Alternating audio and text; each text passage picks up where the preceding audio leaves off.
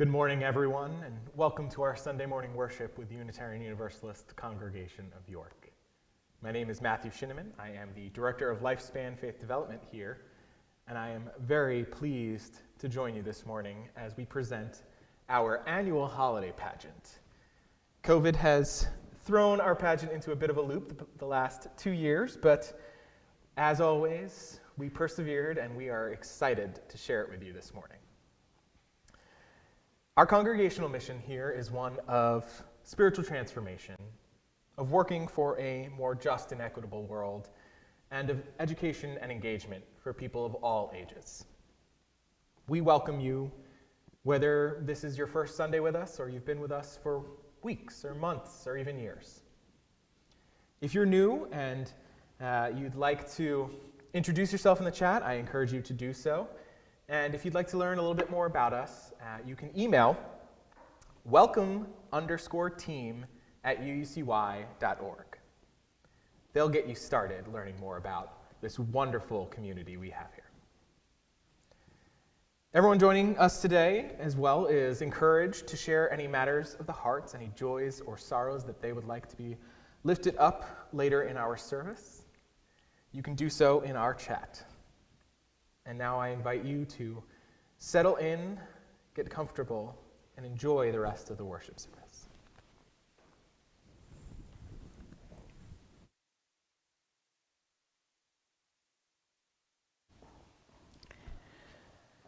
Good morning, all. I am the Reverend Jen Raffensperger. I am the minister of the Unitarian Universalist Congregation of York, and I continue Matt's welcome and invitation to prepare yourself for worship and to let yourself come into a space of readiness to be present as you hear the sound of the bell.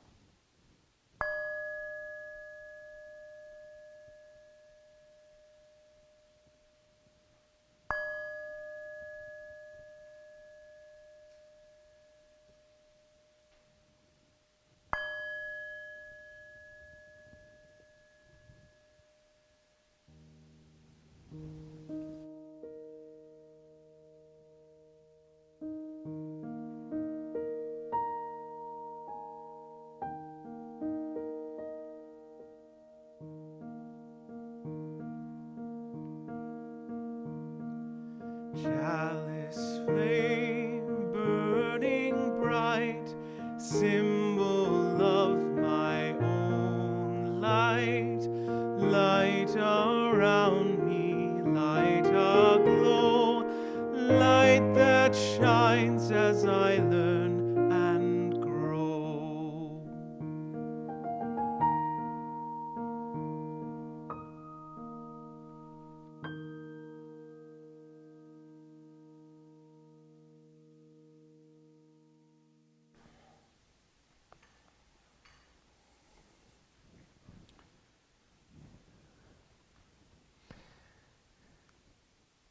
I invite you all to light a chalice or a candle at home as we do so here in our sanctuary, the symbol of this liberal progressive faith. The words are a chalice lighting for the fourth Sunday of Advent by the Reverend Dr. David Breeden. In the weeks of the Advent season, the weeks of waiting, we have remembered patience. We have looked to light to dispel darkness. We have pledged to be, do, and seek peace. This week, we remember the foundation of all these things: love. In this holiday season, throughout the year to come, and always in our lives, may we know we are loved. May we share the love we have, and may we be the love we wish to see.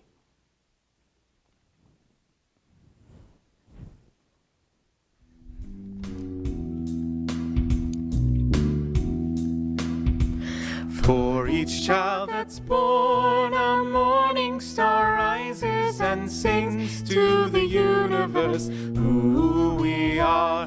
For each child that's born, a morning star rises and sings to the universe who we are. We are our grandmother's prayers, and we are our grandfather's dreamings. We are the breath of our ancestors. We are the Spirit of God. We are mothers of courage and fathers of time. We are daughters of dust and the sons of great visions. We're sisters of mercy and brothers of love. We are lovers of life and the builders of nations. We're seekers of truth and keepers of faith. We are makers of peace and the wisdom of ages. We are our grandmother's prayers, and we are our grandfather's dreamings. We are the breath of our ancestors. We are the Spirit of God. We are mothers of courage and fathers of time. We are daughters of dust and the sons of great visions. We're sisters of mercy and brothers of love. We are lovers of life and the builders of nations. We're seekers of truth and keepers of faith. We are makers of peace and the wisdom of ages. We are our grandmother's prayers, and we are our grandfather's dreamings. We are the breath of our ancestors. We are the Spirit of God. For each child that's born, a morning star rises and sings to the universe who we are. For each child that's born, a morning star rises and sings to the universe who we are.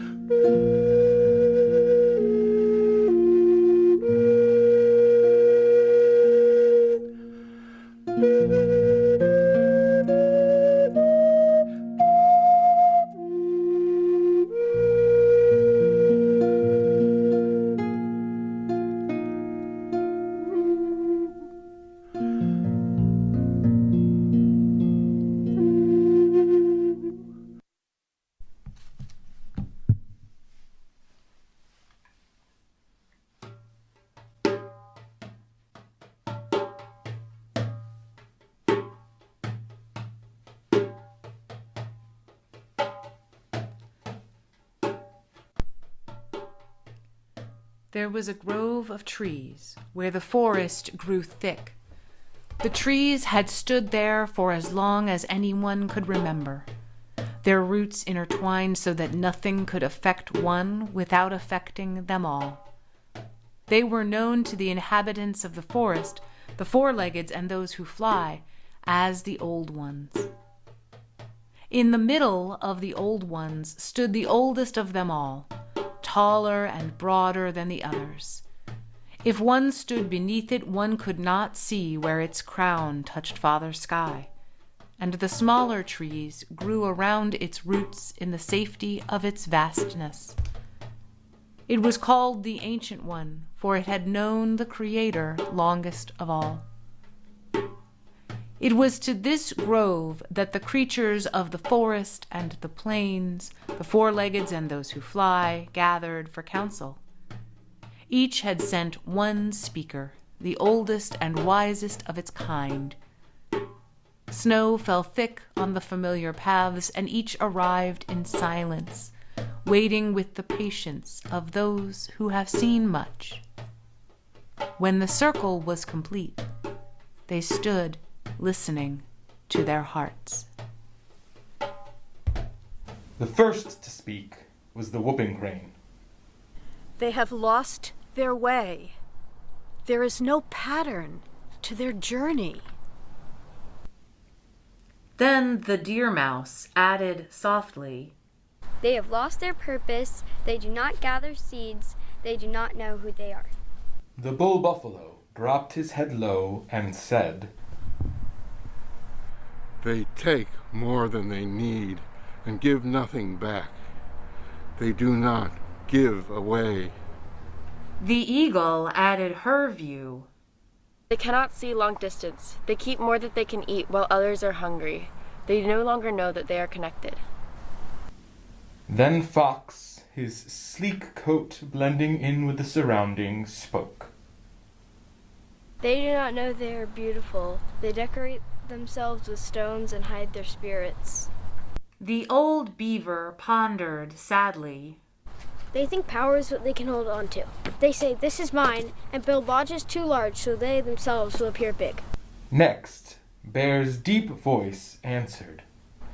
They must make others small so that they appear big. In the end, they must destroy themselves or others. They have lost their names. They do not know who they are.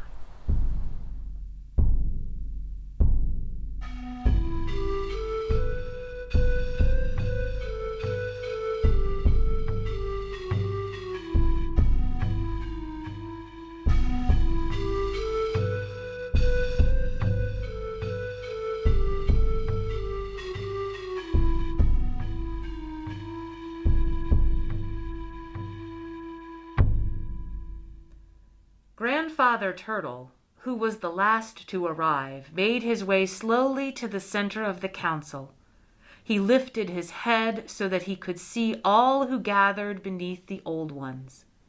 His voice was barely audible. We must give away ourselves to them. We must speak to them with soft voices. And we must remind them of who they are. He paused, lowering his head into his shell. Then suddenly he lifted his head as high as his neck would allow, and said with certainty, I will give them my shell. I will come with no protection, and they can use my shell to adorn themselves. Around the circle, the council was silent. The wind did not blow through the trees. Not a single branch on the Old Ones fluttered.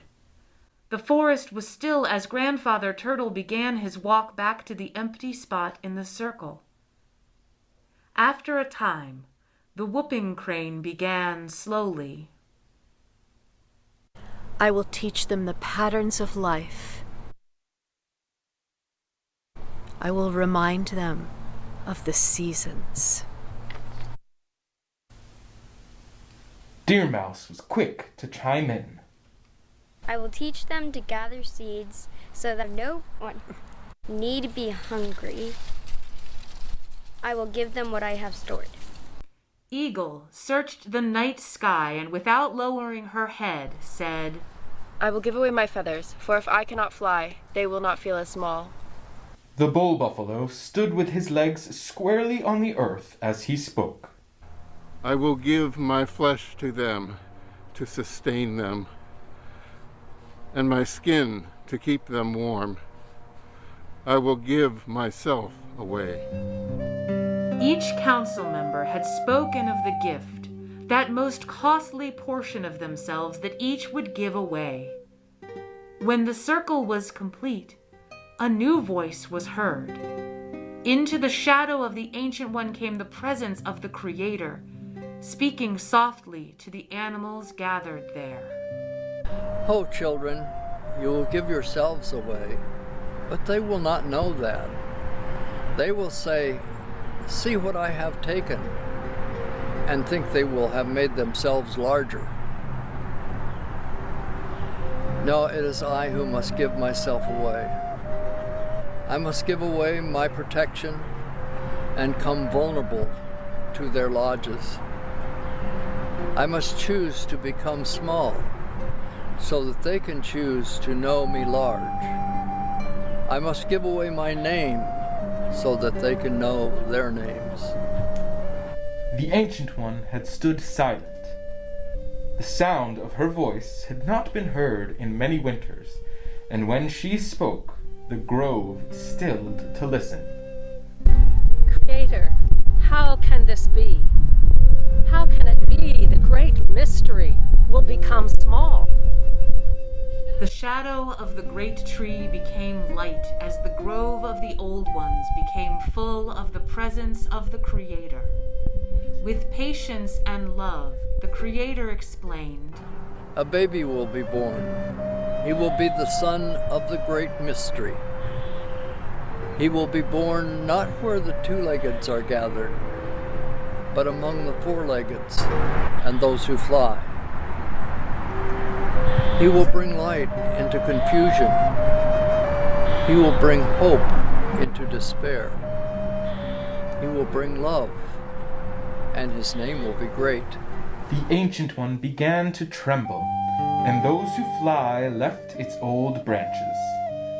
The grove of the Old Ones moved in its quake as the tree asked, "Creator, what can I, whose name only speaks of age, what can I give away to the great mystery become baby?"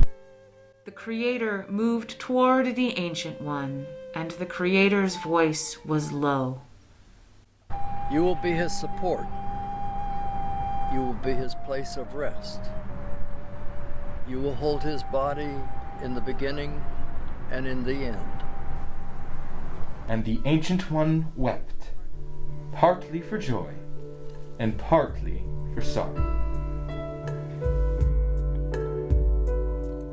Stars in spin, all but one, deep within the night. Stillness dwells in all things, deep within the night. Infant born, cries of hope, deep within the night. Wonder praise unto earth, deep within the night. Breaths of steam rising up, deep within the night. Grateful tears streaming down, deep within the night.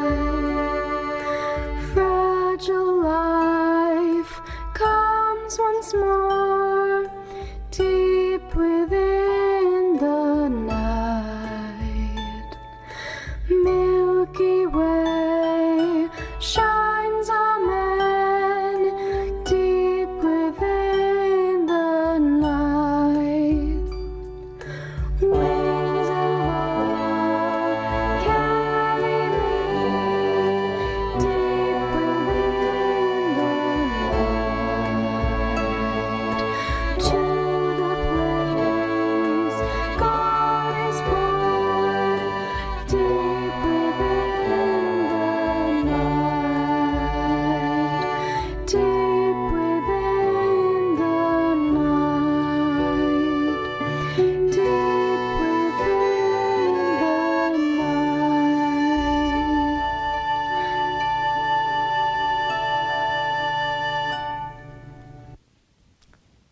First of all, on this day and in this season of giving, I need to give thanks. I need to give thanks to the elders of this congregation for giving of their time and talent to partake in our pageant, for being a steady and a steadfast presence wherever our director placed them.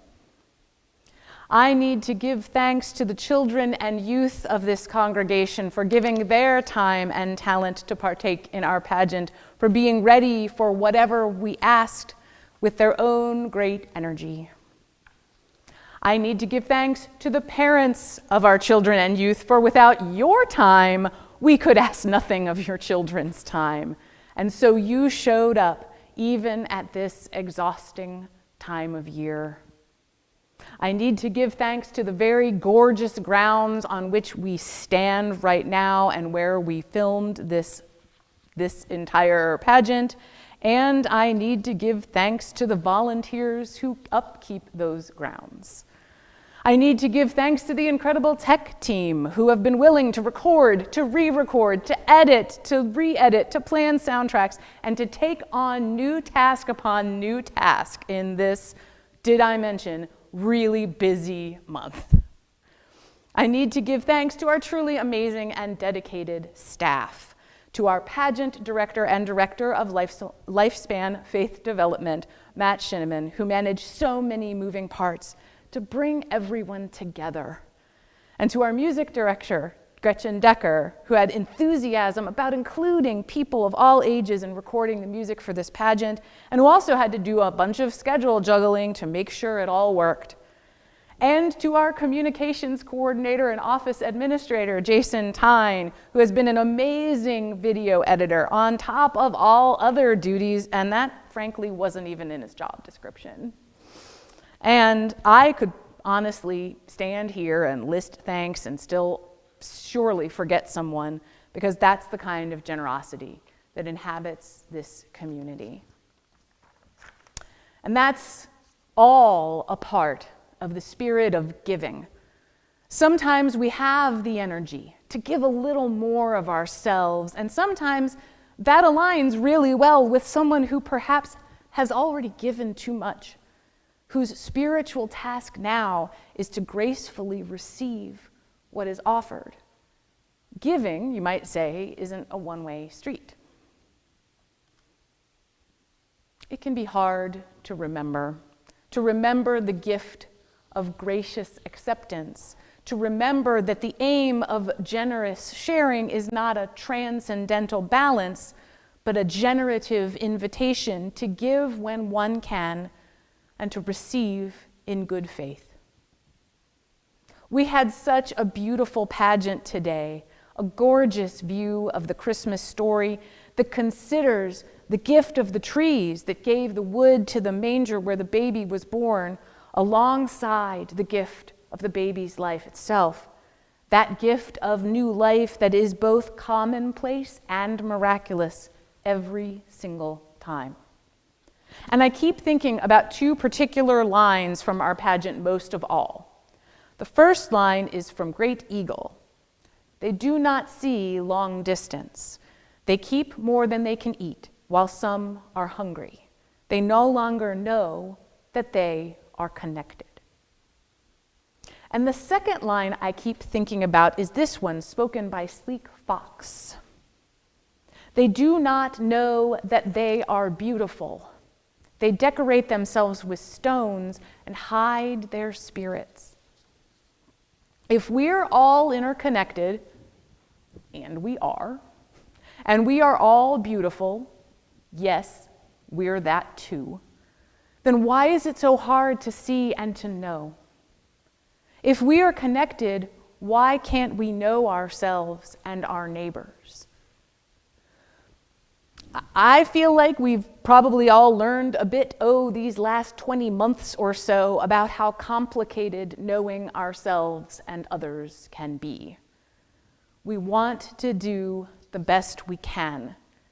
We get discouraged when we see others forgetting that we are interconnected, that we depend upon each other, and that we do not exist alone and apart. And when we are discouraged, it gets harder to see beauty in others or in ourselves. Here we are in this beautiful, interconnected world, and yet it is far too true that many keep more than we can eat while some are hungry. We have forgotten we are connected. What affects one affects all. We have forgotten we are beautiful. If we saw each person in our day-to-day life for the full beauty of their spirit, could we continue with this strange attitude of scarcity? I like to think we wouldn't. I like to think that if we expand our hearts to the connection and beauty of us all, we would be more ready for the abundance that this season promises. I mean the true abundance of life, not the strange balance sheet mathematics of gift giving at Christmas time in America circa 2021. How much do I spend on whom? From whom did I receive that might be keeping their own balance sheet in their head? Is it safe to re-gift this? Will these things all just wind up in a landfill? Do I need to send cards? How much do stamps even cost? Take a deep breath. Maybe if the last 20 months or so have taught us anything, it's that very little of that kind of math counts for much. The more things that fall aside, the more we come to know and honor that which matters most. Do we have an excess of something which others lack? Can we name and love each gift we have received in the last year?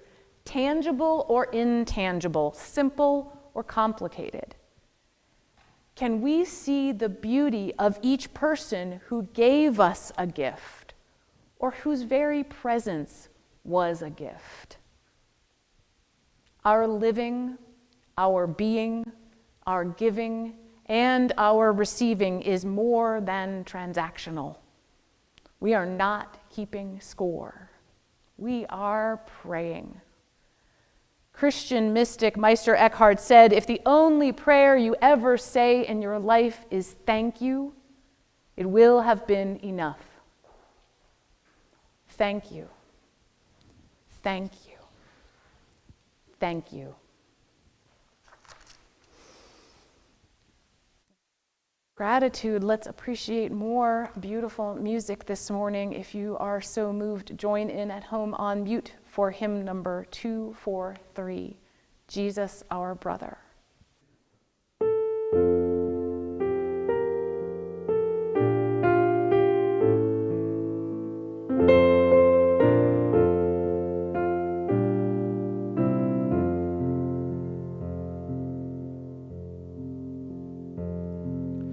Jesus, our brother, kind and good, is humbly born in a stable rude, and the friendly beast around him stood. Jesus, our brother, kind and good. And all the beast by some good spell in the stable dark were glad to tell of the gift